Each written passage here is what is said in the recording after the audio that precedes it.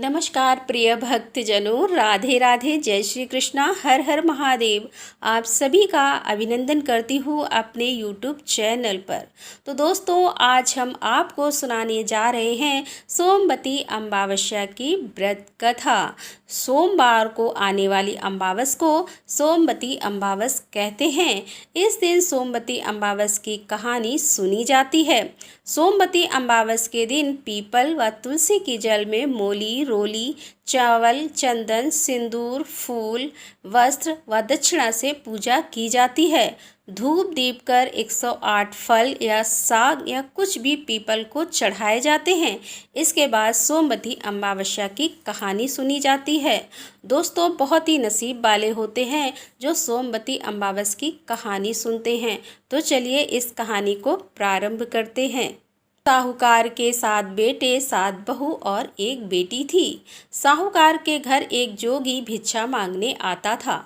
जोगी को साहूकार की बहू भिक्षा देती थी तो वह ले लेता था, लेकिन जब बेटी देती थी तब वह भिक्षा नहीं लेता और कहता कि बेटी, तू सुहागन तो है पर इसके बाद में दुहाग लिखा है। यह बात सुनकर बेटी को चिंता होने लगी और उसका शरीर कमज़ोर होने लगा। उसकी माँ ने पूछा कि बेटी, तुम इन दिनों इतनी कमज़ोर दिखाई देती हो। तब उसने बताया कि एक जोगी भिक्षा मांगने आता है जो कहता है कि बेटी, तू तो सुहागन है लेकिन इसके नसीब में दुहाग लिखा है। यह बात सुनकर उसकी माँ ने कहा कि कल मैं भी सुनूंगी।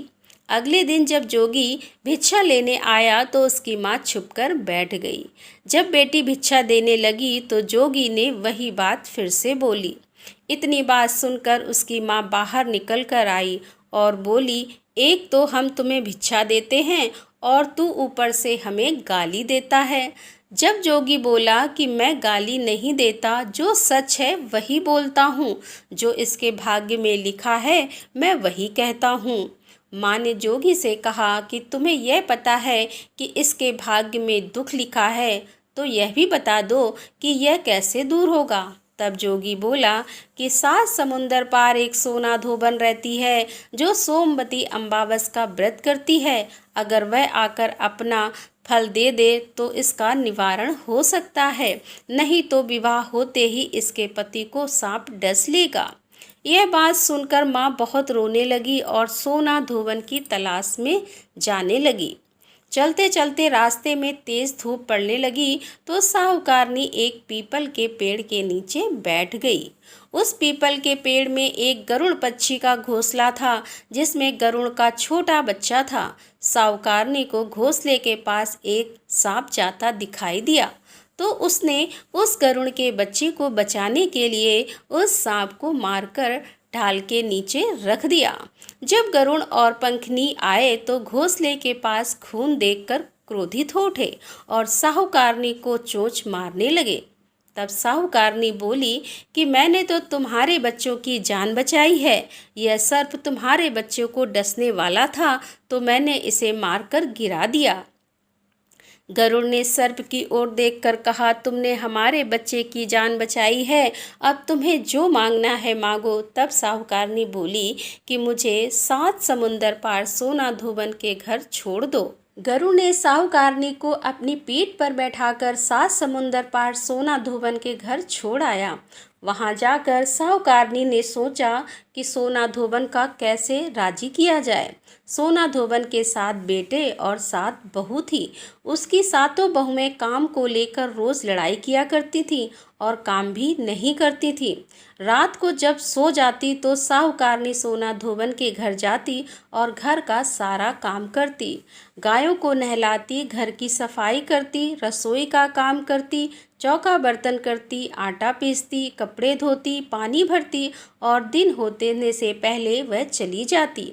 बहुएं सोचती कि यह सारा काम कौन कर रहा है, लेकिन कभी एक दूसरे से पूछती नहीं कि यह सब काम कौन कर रहा है। एक दिन धोबन ने कहा कि तुम आजकल लड़ती भी नहीं हो और काम भी ठीक कर रही हो। तो बहुओं ने कहा कि सासू जी, काम तो हमें ही करना पड़ता है, चाहे हम लड़कर करें या राजी से करें, इसीलिए लड़ाई करने से क्या फ़ायदा। लेकिन सोना धोबन ने सोचा कि आज देखा जाए कि कौन सी बहू क्या काम करती है, और वह रात को उस दिन सोई नहीं। उसने देखा कि रात को एक स्त्री आई और पूरा काम करके जाने लगी। तो सोना धोबन ने बोला कि तुम कौन हो और तुम्हें ऐसी क्या ज़रूरत है जो तुम इतना काम कर रही हो। तब साहूकारनी ने कहा कि ज़रूरत है तभी तो इतना काम कर रही हूँ। सोना धोबन ने पूछा कि तुम्हें क्या चाहिए।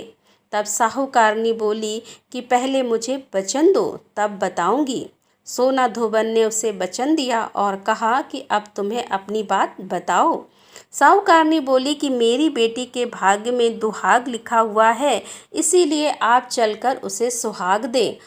सोना धोबन अपने बेटे बहू से बोली कि मैं तो साहूकारनी के साथ जा रही हूँ। यदि पीछे से तुम्हारे पिताजी खत्म हो जाएं तो तेल घी के कूप में डालकर छोड़ देना। फिर दोनों जनी साहूकारनी के घर चली जाती हैं।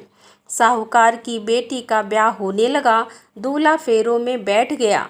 सोना धोबन दूल्हे के घुटने के पास कच्चा करवा रखा, उसमें दूध डाला और तात का तार लेकर बैठ गई। थोड़ी देर बाद सांप दूल्हे को डसने के लिए आया। सोना धोबन ने करवा आगे रखा और तार से बांध दिया, लेकिन दूल्हा डर के मारे वहीं मर गया। तब सोना धोबन ने टीके में से रोली निकाली, मांग से सिंदूर निकाला, आँख से काजल निकाला और मेहंदी निकालकर छोटी अंगुली से छींटे मारे और बोली कि आज दिन तक मैंने जितनी भी सोमवती अमावस करी हैं उनका फल तो साहूकार की बेटी को लग जाए, और आगे जो मैं सोमवती अमावस करूं वह मेरे बेटे को लगे। इतना कहते ही दूल्हा जीवित हो गया और सब सोमवती की जय जय बोलने लगे। सोना धोबन वापस जाने लगी। तब साहूकारनी बोली कि तुमने मेरे जमाई को नया जीवन दान दिया है, इसीलिए कुछ भी मांगो। वह बोली कि मुझे तो कुछ नहीं चाहिए, सिर्फ एक मुझे हांडी दे दो। वह हांडी लेकर चली जाती है। रास्ते में सोमवती आती है तो हांडी का 108 परिक्रमा लगाकर पीपल के पेड़ के नीचे गाड़कर घर आती है।